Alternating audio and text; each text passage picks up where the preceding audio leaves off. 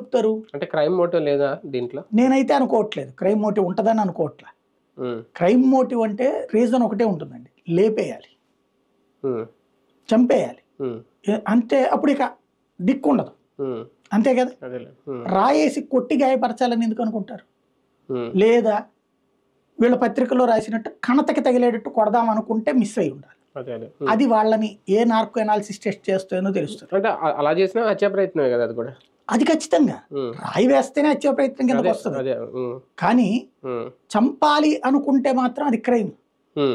అది చాలా డేంజరస్. నిజంగా ఆ ఇంటెన్షన్ తో చేశారా? ఉట్టి రాయి కొట్టారు అంటే మాత్రం వాళ్ళ ఇంటెన్షన్ అయి ఉండాలి.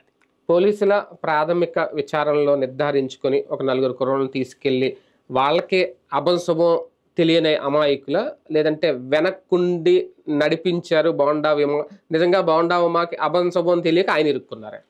బోండా ఉమాకి ఇందులో ఏంటంటే ఆంధ్రజ్యోతి వాళ్ళు ఆయన ఇరికిచ్చారు అంతే. అవునా? వాళ్ళే ఇరికిచ్చారు అంతే. కాపాడేదే వాళ్ళు కదా. అదే ఇక్కడ ఆంధ్రజ్యోతి అత్యుత్సాహమే వివేకానంద రెడ్డి కేసు అని ఇప్పుడు వాళ్ళ పత్రికల దరిద్రమే వీళ్ళని ఎత్తున పెట్టుకునేది. తెలుగుదేశం వాళ్ళకి నోటికొచ్చింది చేసేసి దాన్ని తెలుగుదేశానికి లింకప్ చేసి తెలుగుదేశాన్ని ఎదవల్ని చేస్తారు. అక్కడ వాళ్ళు చేసే పని వివేకానంద రెడ్డి కేసు అయినా ఇదైనా సరే. ఇక అబద్ధాన్ని కవర్ చేసుకోవడానికి అసుధారా వ్రతం లాగా స్టోరీలు రాస్తా ఉంటారు.